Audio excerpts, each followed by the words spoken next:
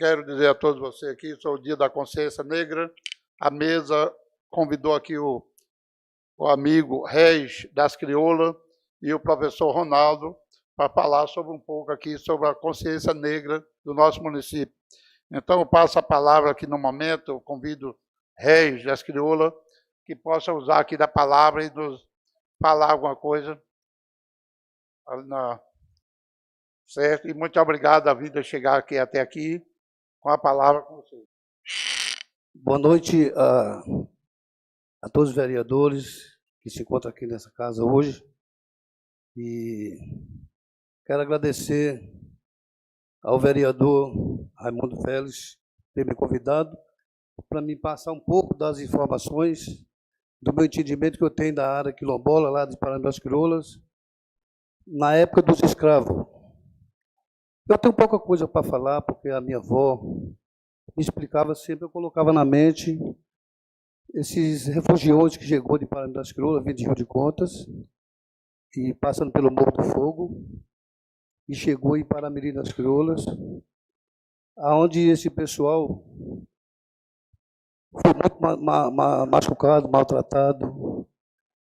Minha avó dizia que na Serra da Vazanta, Elivelto, ali não tem aquele garimpo que está lá por prova, o pessoal tirava o solado do pé do povo, dos negros, e chicote apanhando o povo. Isso era muito sofrimento naquela época. E aí, o resto do pessoal, e aí foi para um garimpo na Beta, que a dona do terreno era Benta Lopes, e esse pessoal tinha quilômetros de fundura, de profundidade, buscando materiais para poder buscar os minérios. E aí veio a gruta, abateu, e o pessoal todos morreu. Minha avó falava que era uma coisa de doído, coisa de tristeza, essa área desses escravos que chegou em Paramirim das Crioulas. A área quilombola, ela foi fundada em Paramirim das Crioulas em 2008, e está lá a Maria Rosa Trindade, que teve 2 filhos, Severino e Clemente. Eu disse aqui ao vereador, Maria Rosa Trindade, uma parteira naturalíssima, que naquela época não existia médico, e aquela mulher salvou muitas e muita vida. Não existia um comprimido, aquela pessoa que passou, que ela ajudou muito, o menos que viveu 100 anos, sem tomar um comprimido sequer. E a nossa Paramirim das Crioulas, gostaria de estar lembrando para você que nós temos o Pico das Almas, que é o pulmão da nossa região, de Paramirim das Crioulas, Rio de Contas, aqui Ergo Cardoso e o Rio Paramirim. Então eu gostaria que vocês, se algum quiser, lá ver a história, eu levo você lá, que ainda tem uns pedaços de ferro, onde o pessoal puxava seus carros de prédio, né, um chicote nas costas, arrancando as suas peles. Então, gente, o que eu fiz da minha avó é esse, é pouca coisa que eu tenho que falar, e agradecer aqui o povo, todos vocês que estão aqui, pedir a Deus que a hora que vocês, vereador, entrar aqui nessa Câmara, coloque o homem de branco na frente de Jesus, para dar continuidade em vocês, que vocês possam se entender muito bem, tranquilidade e paz. Porque uma coisa eu vou falar para vocês, nós temos um povo maravilhoso, sem o povo nós não somos ninguém. O povo é que coloca vocês, aqui nós, então o povo, então os negros é racista, tá entendendo? Ainda continua, não só no Brasil, mas mundialmente. Deveria ter um pouco mais de respeito, porque os negros também são filhos de Deus. E é isso que eu tenho que dizer. Uma pequena história que eu soube. Um abraço a vocês, a todos os vereadores que estão presentes, Iures, a Guarda Civil. Um beijão no coração, que a Câmara continua com essa dedicação de vocês e que Deus ilumina todos vocês. Um abraço, fica com Deus. Quero agradecer, doutor Reis, a maneira de eu falar aí, doutor Reis, porque é costume. Agradecer pela presença aqui e pela fala também, que nos ajuda aí o nosso trabalho. Então, dando continuidade, quero convidar o professor Ronaldo também para fazer uso da palavra aí sobre a consciência negra. Boa noite a todos. Quero cumprimentar o senhor presidente, Antônio Carlos de Oliveira, o vice-presidente desse plenário, Raimundo Félix Pereira, o vereador Hélio Domingues, a vereadora Hélida Mendonça, o vereador Cringe Vanderlei, o vereador Gilvando Jesus, o vereador Erivelton, o vereador Dr. Leonardo, os advogados que representam o jurídico desse plenário, Iuri e Caio, senhores presentes, senhores e senhoras. Primeiro, é um prazer estar aqui nessa igreja casa que representa o povo e, por consequência, também é casa do povo. Agradeço o espaço, que não deveria ser assim, mas a história do povo negro, né, é uma história de muitas lutas, de muitos sofrimentos, de muita injustiça. E vivemos bons tempos e um plenário hoje está aqui dando a voz para que o negro fale. Eu não sou remanescente quilombola, mas sou negro, portanto tenho propriedade para estar aqui e agradecido para usar da palavra e agradecendo ao nosso vereador Raimundo, que me fez esse convite e que encaminha um projeto para essa Câmara, para que haja uma discussão, haja um diálogo e que o nosso município também, por que não? Um município que tem comunidades reconhecidas como remanescentes quilombola, que são elas, Morro do Fogo, Cascalho, Parâmetro das Crioulas, Poço Danta, embora Poço Danta, nem sei se hoje ainda existe habitante, é também reconhecida como remanescente de quilombola. E um município que tem uma associação ativa, que é a comunidade remanescente de quilombola de Parâmetro das Crioulas, cujo presidente é Genuíno José Trindade. E temos aqui também um legítimo representante, que é o nosso amigo Regis.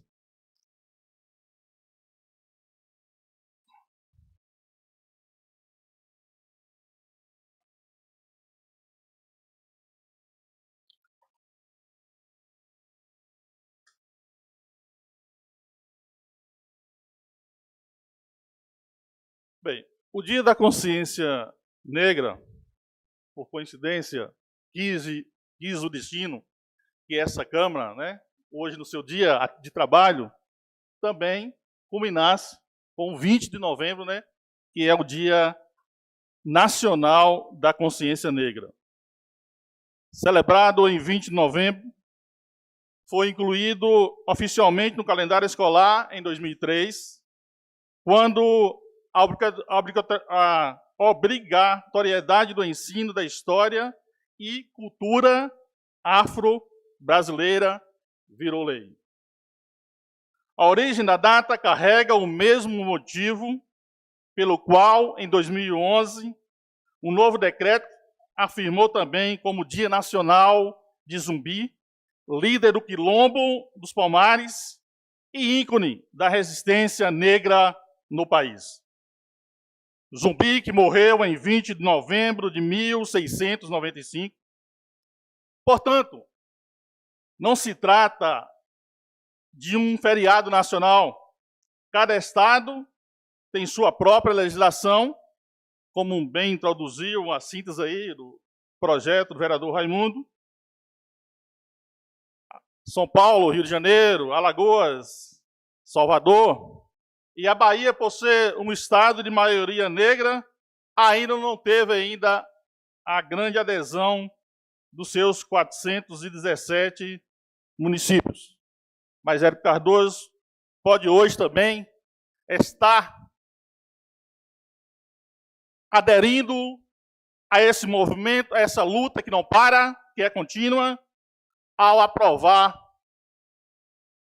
essa lei e assim termos um feriado no 20 de novembro, não somente para ficarmos em casa, mas um feriado que nos traz a reflexão, um feriado que possa ser o epicentro para que o mês de novembro traga mais discussão sobre o negro, sobre a presença, sobre a representatividade do negro na sociedade.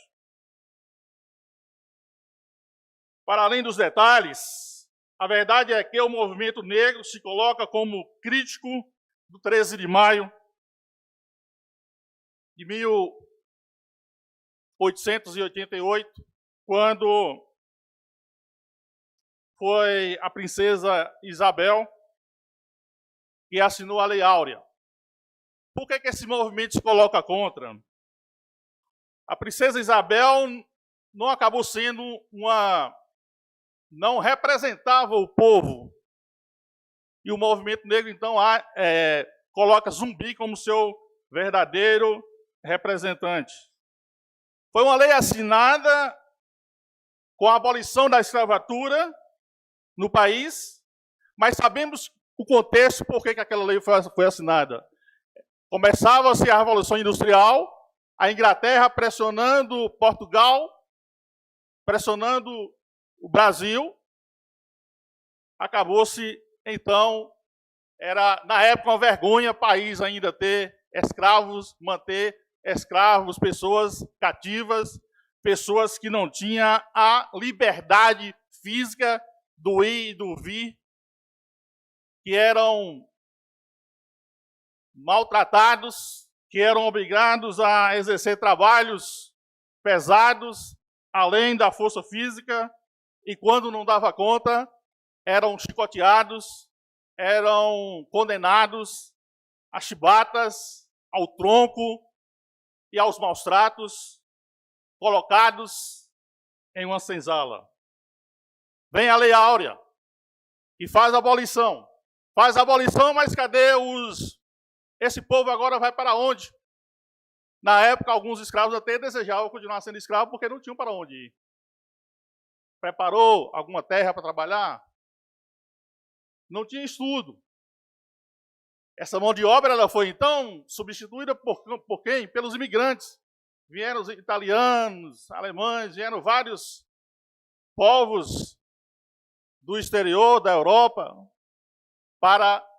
da Ásia, para ocupar os postos de trabalho, porque a massa escravatura tinha apenas uma mão de obra rústica, pesada, não era qualificada.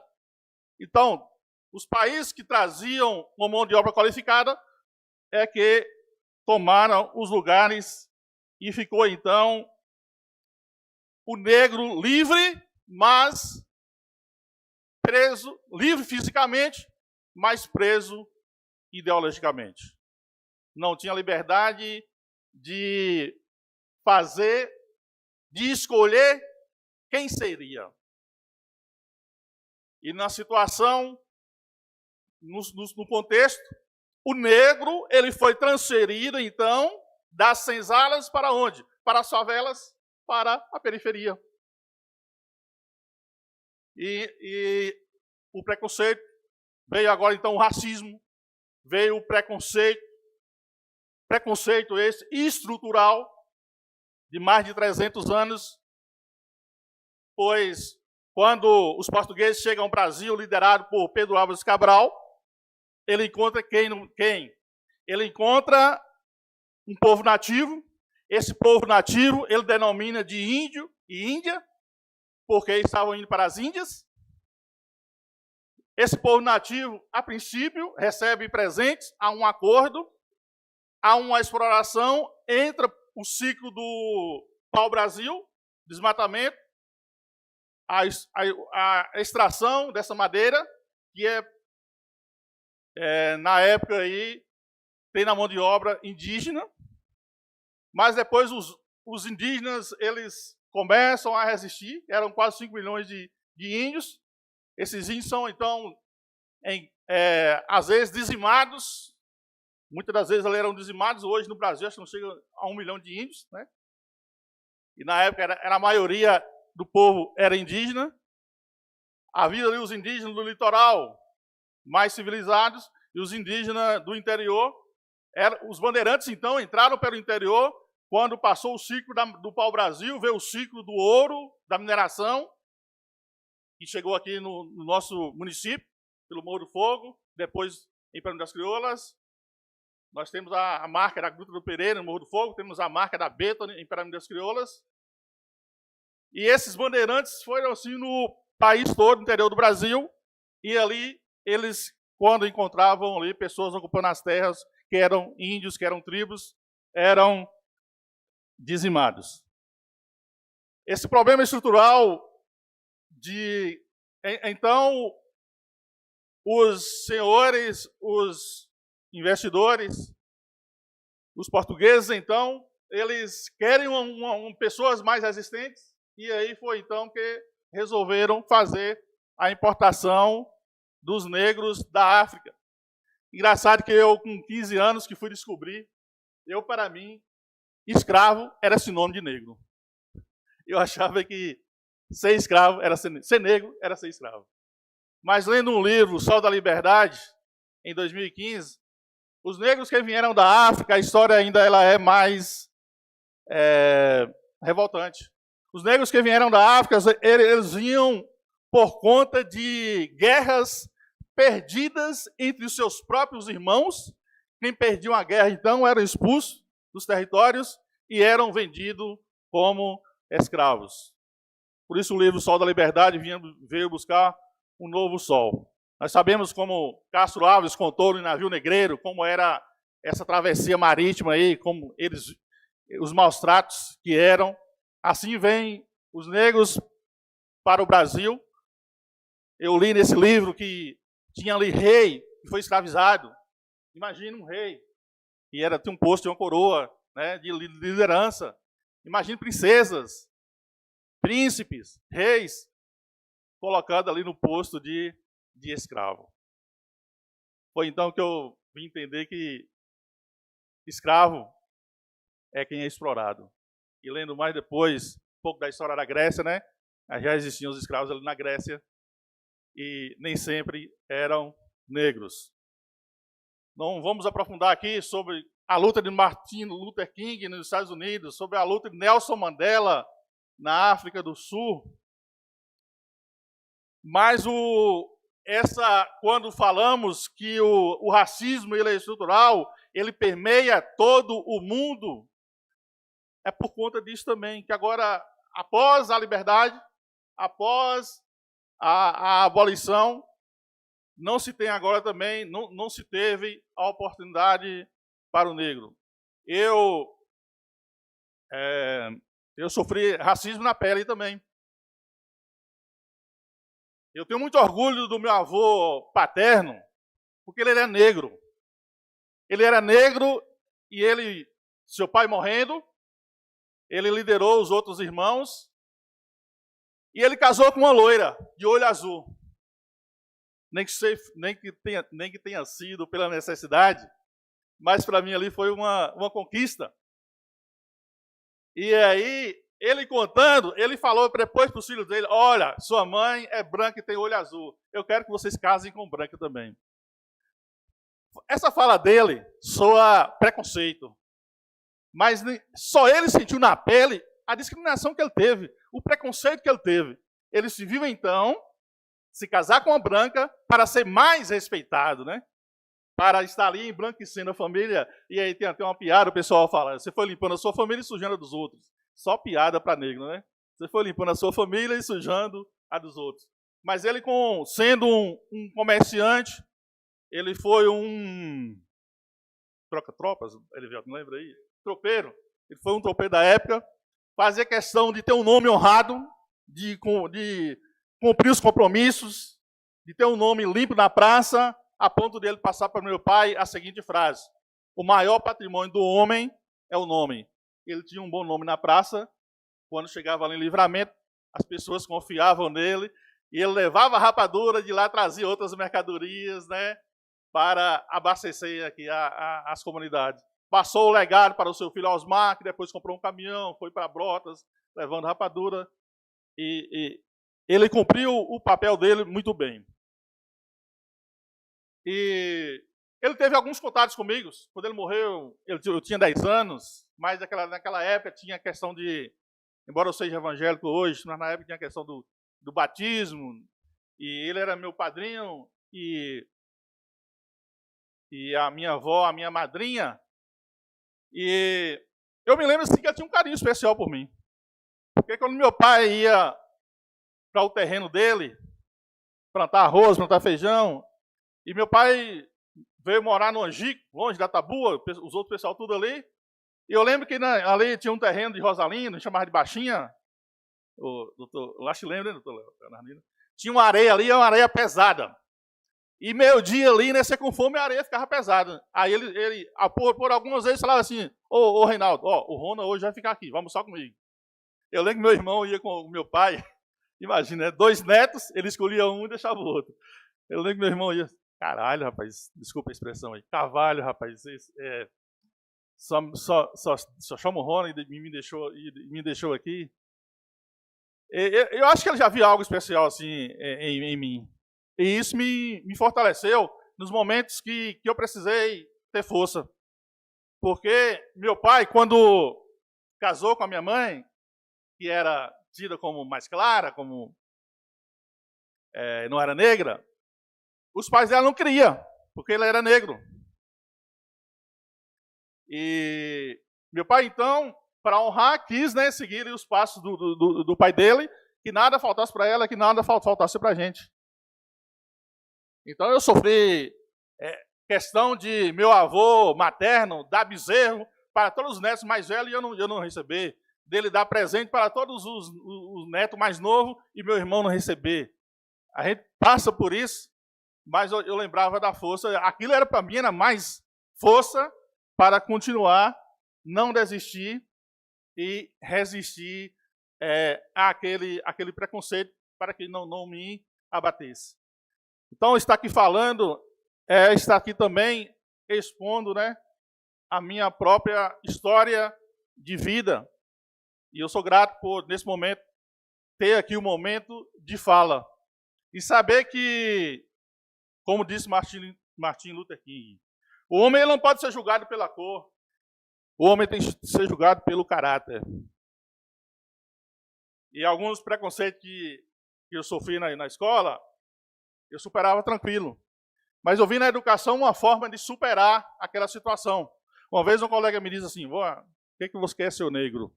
E eu falei, o que você quer, sua burra? Você não sabe nada de matemática. E você precisa de mim. Esqueceu que eu lhe ajudei? Nos trabalhos, e agora você me chamar de negro? Você não vai achar um negrinho aqui mais não para lhe ajudar, viu? Você vai procurar outro. Eu me impunha ali. Me impunha com o conhecimento. Porque quando o negro ele não tem conhecimento, ele é marginalizado.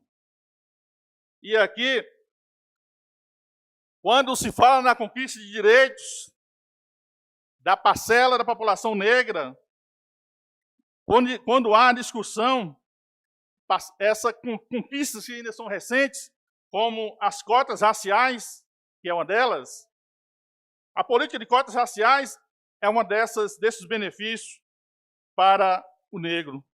Sua implementação em diversas universidades começou a ser tratada só no início dos anos 2000, começando ali na UNB, Universidade de Brasília. E ainda há muito o que conquistar para reverter esse abismo social. Nesse contexto, então, relembrar Zumbi em novembro é trazer a luta e a resistência para o centro da discussão. Como disse o professor Denis Oliveira, chefe do Departamento de Comunicação e Artes do ECA, da Escola de Comunicação da USP de São Paulo. Ele explica que o 20 de novembro acompanha a onda de mudanças, transformação do próprio movimento negro, que veio ao longo das últimas décadas. pautando sua atividade para superar a ideia de coisa deixada pela abolição para sujeitos que fazem parte da sociedade e necessitam de políticas públicas. A importância da celebração dessa data, embora um único dia não faça jus à importância da discussão, o professor Juarez Tadeu de Paula Xavier, do Núcleo Negro da Universidade Estadual Paulista, da Unesp, acha a data importante para o segmento. Por quê? Para ele é uma espécie de epicentro, de estar colocando no centro, durante todo o mês de novembro, ações voltadas para a consciência negra, que são feitas, e há uma mudança significativa do quanto e como olhamos para a questão. Antes eram apenas esforços isolados de organizações negras, ele afirma. Ainda que essa representatividade tenha ultrapassado os limites da periferia, até então, o único lugar de enfrentamento e alcançado uma esfera cultural mais ampla, com grupos de liderança e disseminação em várias frentes, a violência contra a população negra, a despeito dessas vitórias e conquistas, continua ostensiva. Pontua aqui o professor Juarez Xavier, que segundo a ONU, a cada 23 minutos, um jovem negro é morto no Brasil. É uma questão a ser observada. O que me parece que falta, além dos dispositivos políticos e institucionais que temos hoje. A palavra preconceito é um julgamento prévio, é um julgamento anterior, sem conhecimento. Eu já vi depoimento de vários jogadores que estavam dentro de um carro importado, parado no farol, por não ser reconhecido, achava que foi ali, foi por conta de um roubo. Não, sou jogador tal. Não, sou jogador Amaral. Não, sou jogador Dinei. Então, ser negro não é digno de ter um carro bom. Ser negro não é digno de ter uma casa boa. Ser negro não é digno de ter uma boa posição social. Ser negro não é digno de representatividade. Esse racismo que ainda continua. Olha o exemplo de Vinícius Júnior. O menino passando por uma adaptação no Real Madrid foi execrado. É uma grande mentira, foi uma grande enganação. Como é que o Real Madrid paga 45 milhões de euros no jogador desse que não vai jogar nada? É o novo Negueba. Depois o cara dá a volta por cima e ainda não entendi aquilo. Um cotado entre os 10 melhores jogadores do mundo, o cara, um racismo tremendo daquele na Espanha. Um racismo estrutural, por ele ser negro, por ser brasileiro, e por não aceitar que um negro assuma um posto mais alto. O racismo estrutural ele é tão forte que ele é capaz de atingir as crianças ainda na sua inocência. Outro dia eu vi um vídeo mostrando uma criança de 4 anos lhe apresentou uma boneca negra e uma boneca branca. O que ela fez? Ela pegou a boneca negra e começou a bater, a espancar. Aí a psicopedagoga pergunta, por que você está batendo? Ela não presta. Por que não presta? Ela é negra. Então é um ódio que às vezes ele é transmitido de forma gratuita e vai passando de geração para geração. Eu sei que muitos estão falando assim, isso é uma bobagem, está falando de negro, é uma bobagem isso aí. É uma bobagem para quem não passou por isso, é uma bobagem para quem não teve familiar passado por isso, é uma bobagem que nós vivemos novos tempos, mas nós vivemos ainda o racismo ideológico. Eu agradeço ao Erivelto que me saudou como ex-secretário de Educação, me fez lembrar uma coisa, Erivelto, não estava nem na pauta aqui, mas ao me saudar, me lembrei. Eu fiquei sabendo, mas eu dei para rir na época, quando eu era secretário de Educação, que um professor falou assim, quem Ronaldo pensa que é? Carinha veio do Angico e agora para cima e para baixo com uma bolsinha. Com uma bolsa, né? O cara tá com inveja da minha bolsa. Imagina se fosse um carrão, velho. Imagina se fosse um carro importado. O cara tava com inveja da minha bolsa. Quem Ronaldo pensa que é? Para cima e para baixo agora com a bolsinha. É a dureza de vencer esse racismo.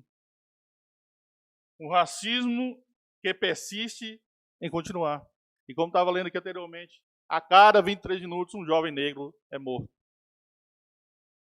Às vezes o próprio negro discrimina o negro. Fulano também, aí o cara alça um voo, é bem sucedido, ele acha que, como eu consegui? Fulano não conseguiu porque ele é vagabundo. Isso está acontecendo é com ele, né? Mas eu dei um exemplo, Vinícius Júnior, né? Para que cara mais bem sucedido, mais vitorioso e pessoa mais simpática, né? Do que Vinícius Júnior e o preconceito que sofreu. A gente vê falas assim, fulano é negro, mas é inteligente. Mas, quer dizer, o cara tem que ser bom várias vezes para ser reconhecido. Não basta igualar, ele tem que ser superar. Olha Pelé, o rei do futebol. Quantas pessoas discriminaram Pelé por ser negro? Xuxa se aproveita da fama de Pelé, se aproxima de Pelé, insere na mídia, faz sucesso, mas disse que ela, certa vez,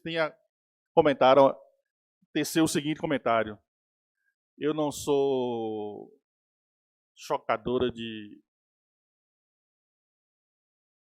daquele pássaro negro lá, no coqui, né? Não sei o nome aqui exato agora. Não sou chocadora para estar criando coqui.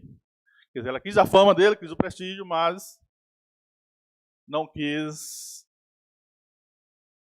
um relacionamento com ele, quis apenas os benefícios.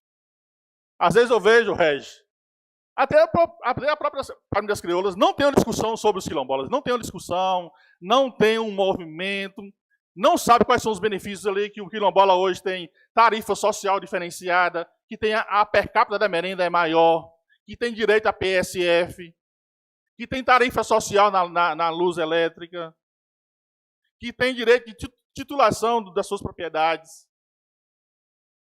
Às vezes eu vejo algumas pessoas lá querem só o benefício, mas não falam, eu sou quilombola, eu sou negro. Eu vi uma pessoa assumindo esse posto agora, foi o menino lá, né? Ele mesmo se declarou que ele reconheceu o seu próprio eu. O menino que fez direito agora, Judemar, lá no podcast Jeremias, eu assisti na íntegra, ele né, que falando como ser negro foi difícil para ele e como ele percebia ali na comunidade dele. Então, vereador Raimundo, contra o racismo por um país mais diverso e igualitário. Essa lei também, esse projeto também tem essa finalidade. Não é só contra o racismo, é por também um país mais diverso e igualitário, é por um país também que precisa economicamente de uma população negra que consome mais cosméticos, que vão mais em salão de beleza para esfriar os cabelos, que vão fazer isso e aquilo, talvez deixar cabelo liso, até por conta do preconceito, que morenos que vão se enloirando, botando o cabelo de loiro, aclareando a pele e o cabelo, é por conta desse segmento econômico também que precisa ter mais espaço o negro. O consumo, Erivelto, que é empresário, sabe, né? O consumo ajuda a todos. Se eu cresço economicamente, todos os empresários vão ser indiretamente beneficiados, porque eu vou também consumir com eles.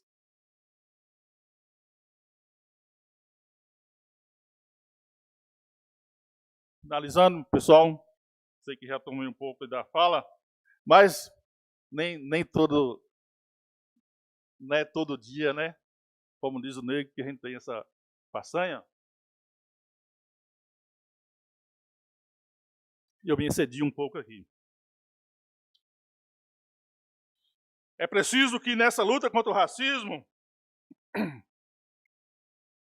além das políticas públicas como cotas e ProUni, Universidade para Todos, que são as universidades particulares que recebem aí essas cotas, precisamos avançar em inserção em empresas privadas. É preciso que o negro também esteja mais representando as empresas privadas. Vou falar mais um detalhe aqui, eu falei, vai lembrando, né? Às vezes chegava um colega de fora, nos Correios, e as pessoas daqui mesmo falavam assim, e aí, você é o gerente, né? O cara ficava quieto, né? Moço, você é o gerente, faz isso pra mim. Ô, rapaz, tem que ser com o Ronaldo. Quer dizer, o de fora acha que o cara veio, né, branco, tal, que ele é superior, né, que ele está num posto mais superior.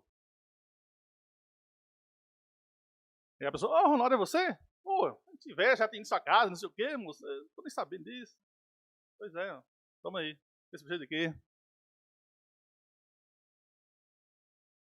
É preciso que mecanismo, além das empresas, é preciso que mecanismos que conscientizem sobre a importância da diversidade, o Estado é que deve induzir essa prática, acrescenta o professor Denis Oliveira.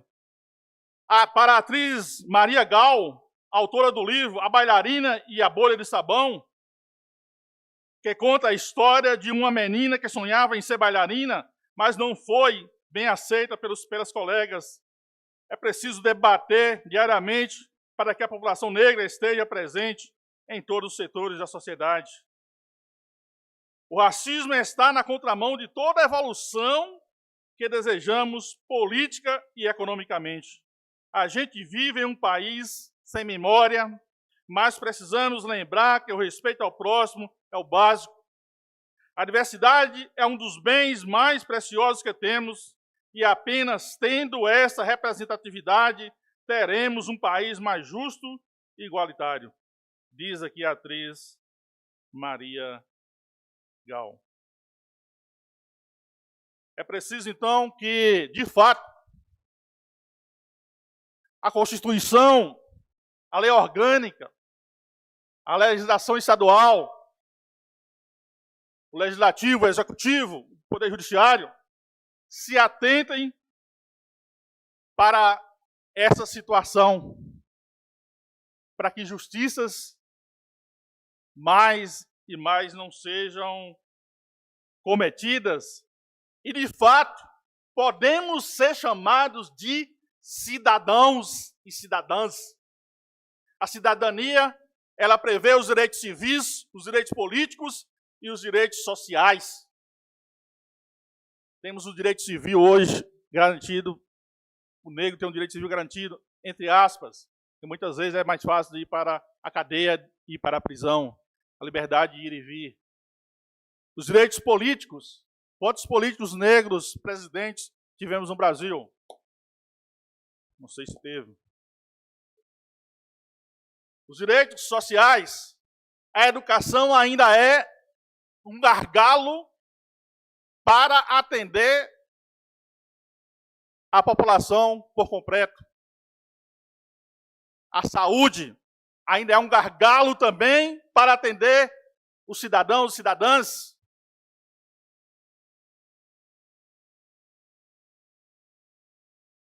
O emprego, como falamos, a previdência social, que muito melhorou na assistência ao povo, direitos sociais também. Mas, muitas das vezes o negro não sabe o que é o lazer. Porque não teve ainda meios para continuar progredindo e desenvolvendo. A maioria dos negros hoje que adentram as faculdades tem pai e mãe analfabetos. Como é que é injusto as cotas? Se quem adentrou a faculdade agora tem pai e mãe analfabeto? Qual a estrutura, qual a base? É como o professor da UNB de Brasília falou. Como é que a maioria da população é negra e hoje só adentra a UNB 5%, ainda assim, por conta das cotas? Então, são discussões, vereadores, senhores vereadores, plenário composto aqui. E graças a Deus é um plenário diverso. Vejo uma mulher, vejo um vereador que não está aqui, mas que é negro, né? Portanto, é um plenário diverso. Vejo um advogado aqui, que, embora não seja negro, mas acho que os seus ancestrais, acho que é, né? Os seus ancestrais, esqueci. Erifiel também? Não sei, seu pai e a mãe não, mas os avós, né? Talvez sejam. Então, é um plenário diverso aqui também. Não há por que temer, porque há um temor que parece que um negro vai tomar o lugar dos outros. Todos nós temos espaço. Não é preciso mais que haja divisão. Não é preciso que haja raça branca, indígena e negra. A raça humana ela é uma só. A raça humana é uma só. Essa divisão aí, ela é da biologia. Mas a raça humana, ela é uma só. Não se julga a pessoa pela cor da pele, mais uma vez, repetindo Martin Luther King, mas sim pelo caráter. Muito obrigado, desculpa aí a extensão da fala. E muito obrigado a todos.